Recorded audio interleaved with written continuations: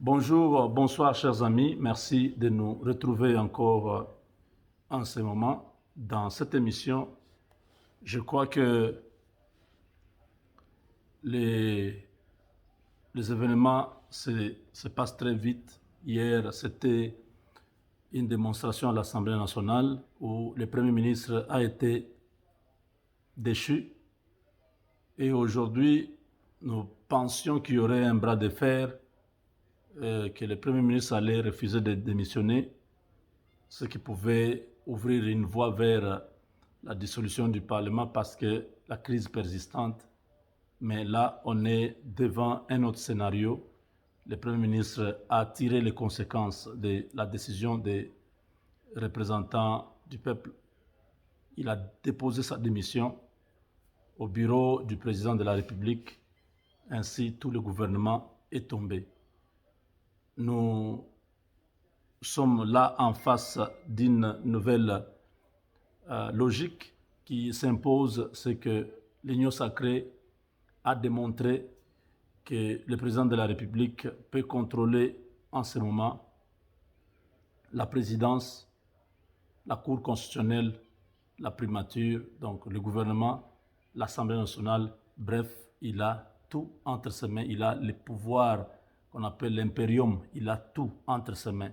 Et cela pourra aider au chef de l'État avec cette nouvelle majorité pour installer très rapidement la création, donc pas installer, mais amener l'Assemblée nationale à adopter la création d'un tribunal pénal spécial pour la RDC, un tribunal qui pourra juger tous les crimes allant de 1996 jusqu'en 2018, tous les règnes de Kabila.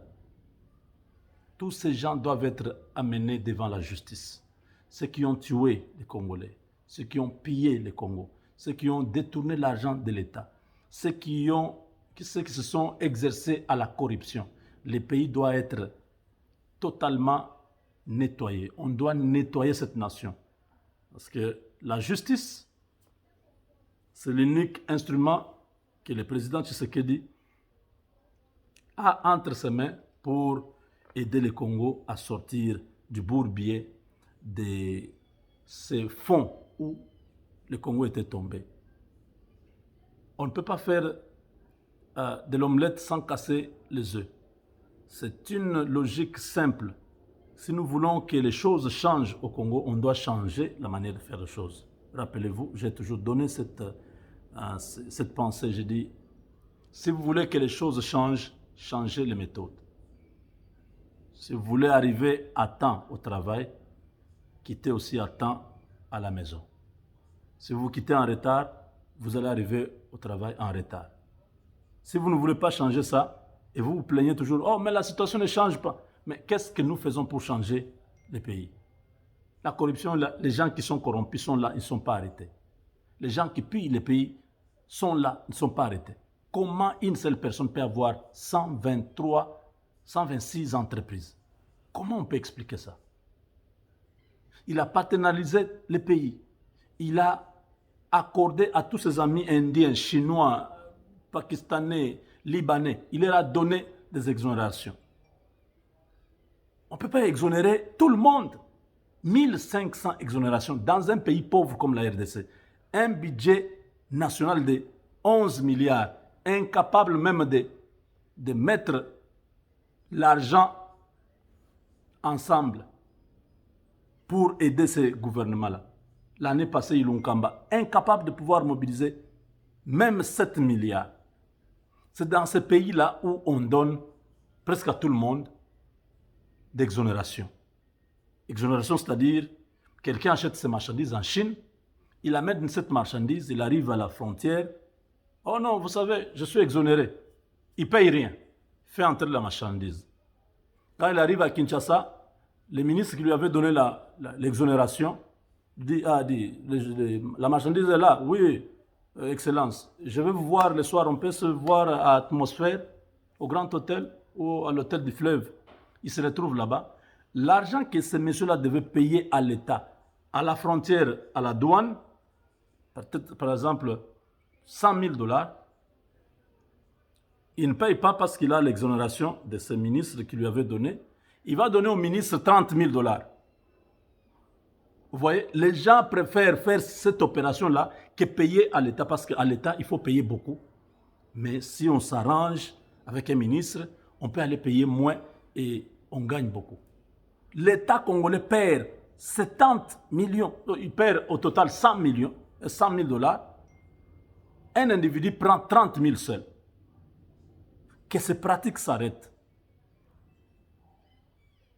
C'est bien, l'IGF est en train de faire des investigations.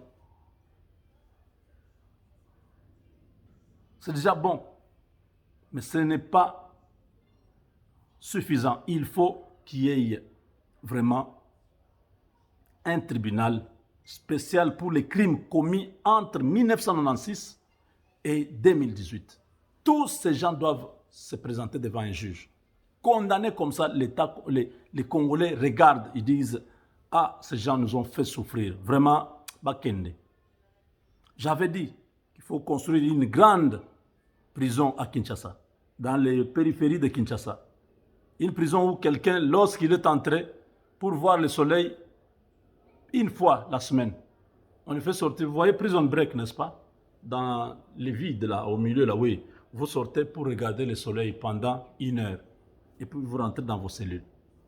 Comme ça, ils vont mourir avec des crises cardiaques. Ceux qui sont diabétiques, ils vont mourir là-bas. Ils n'auront plus le temps de voir encore le whisky. Ils n'auront plus l'occasion de toucher aux jeunes filles là.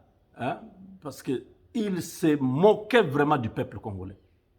Vous voyez des petites filles de 20 ans rouler carrosse. Quoi? Parce qu'il est avec un ministre. Donc le ministre prend l'argent. La fille là, elle vient seulement au bureau. La fille sort avec 30 000 $. L'argent du contribuable congolais. À Masisi, il n'y a pas d'école. En Andanjika, il n'y a pas d'école. Il n'y a pas de route. À Gungu, il n'y a pas d'école. Il n'y a pas d'hôpitaux. Le temps est arrivé. Il faut accélérer maintenant l'installation de ce tribunal. Il faut que ce tribunal soit créé pour que les morts congolais soient vengés. Jusqu'aujourd'hui, beaucoup de Congolais sont morts, n'ont jamais été vengés. Ils continuent à mourir à l'Est, ne sont pas vengés. Nous ne cesserons pas de parler. Nous qui sommes vivants, nous parlerons, même pour ceux qui sont partis. La force que nous avons, c'est parce que ceux qui sont partis attendent que nous qui sommes là, nous puissions défendre leur cause. Celui qui va dire « Oh non, il faut avoir pitié de ces gens ». Non, il n'y a pas de question de pitié. Et ils n'ont pas eu pitié des Congolais. Quand ils détruisaient la Miba, c'était bien pour punir toute une population du Kasaï. Quand ils vendaient les morceaux de concession de la Gécamine, ils étaient contents d'affamer les Katangais. Ils ont détruit toutes les structures du pays. C'est le moment. Kabila doit répondre. Il doit remettre l'argent de l'État. Il n'y a pas un Congolais qui peut accepter aujourd'hui que Kabila soit libre là à Lubumbashi avec beaucoup d'argent comme ça.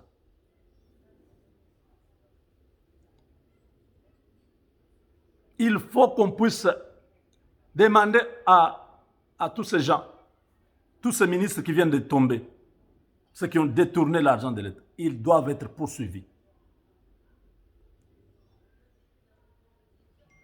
Ils doivent être poursuivis.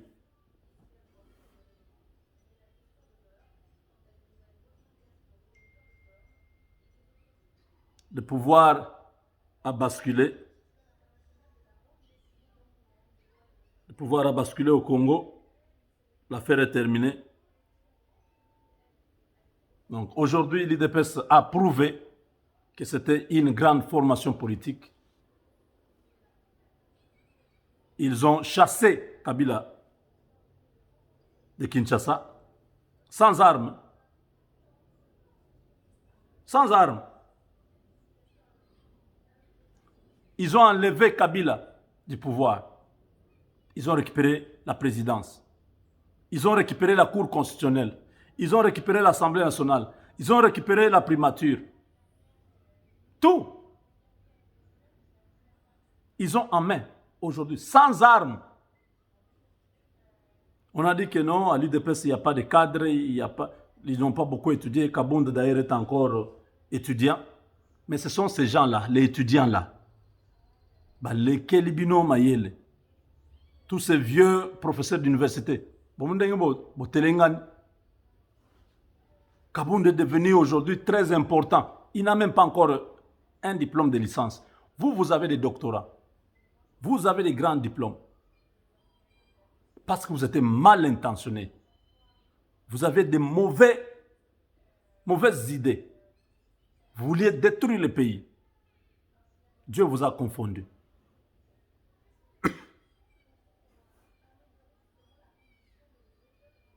Dieu vous a confondu.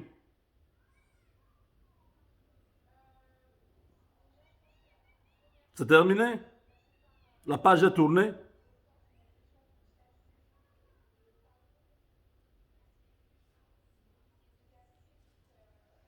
Oh, quelqu'un m'a écrit.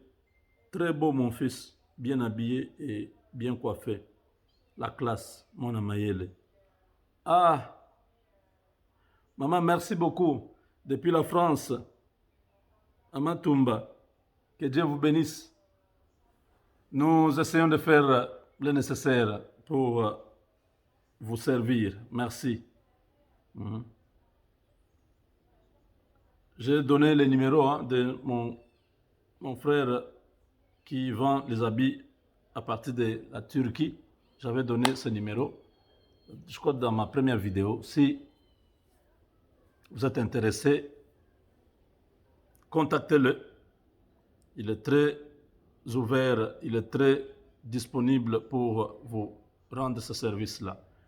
Donc, mes chers amis, nous voulons un changement radical dans les pays. Nous voulons vraiment que demain, nos enfants disent « Nous avons eu des parents qui se sont battus pour une bonne cause. » La cause congolaise est une cause suprême. Chaque personne a son pays d'origine. Nous, les nôtres, c'est la RDC.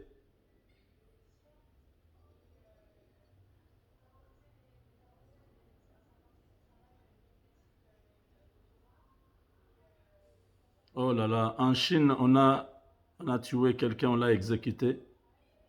L'ancien grand patron Lei Xiaomin a été exécuté. L'ex-patron du conglomérat financier China Huarong avait été reconnu coupable de corruption et de polygamie. Quartier Moutou, Bomier. Ce pays, c'est très compliqué.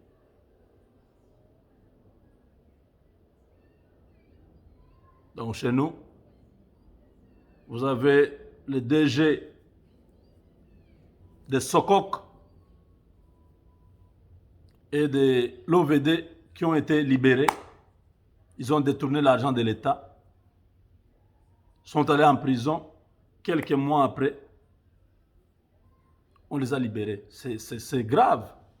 Si nous voulons vraiment le changement dans notre pays, nous devons être sérieux.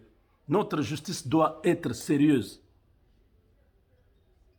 On ne peut pas faire... oh là là. Oh là là. Vous voyez, d'autres pays, on ne joue pas. Attendez, je vais vous montrer.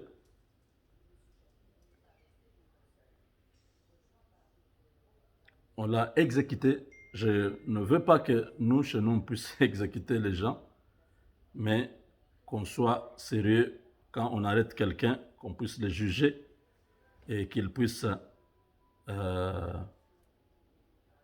purger sa peine. C'est ce que moi je veux.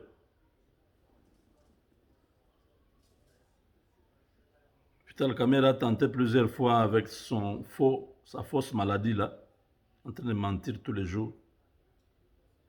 C'est cet homme ici, il a été exécuté. Un grand patron chinois, un homme d'affaires, un homme qui a beaucoup d'argent.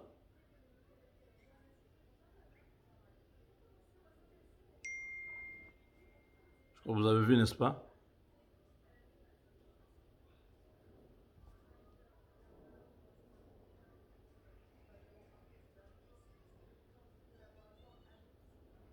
Il a été exécuté. Il est là, le patron en question, vous voyez? On l'a tué.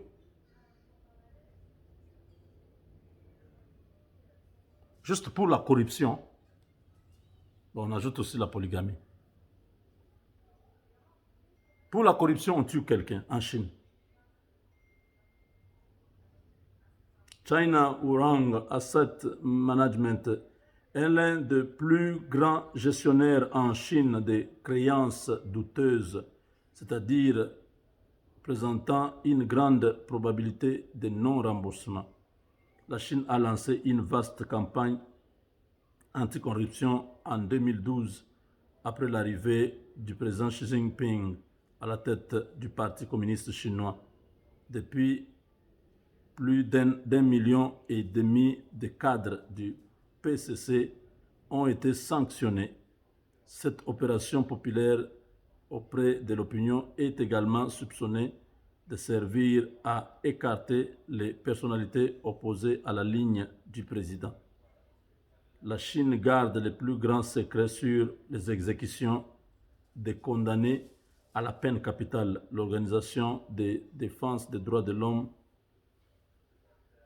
Amnesty International estime que des milliers de prisonniers de droit commun sont exécutés chaque année dans les pays. Chers amis, je vous dis, chez nous, il faut que le tribunal s'installe. Il faut qu'on juge tous ceux qui ont commis des crimes dans notre pays, qui soient condamnés, qu'on puisse construire une grande prison où on va mettre ces gens. En Chine, vous voyez, pour corruption, on a exécuté quelqu'un. On a exécuté quelqu'un. Avec Dieu, nous vaincrons.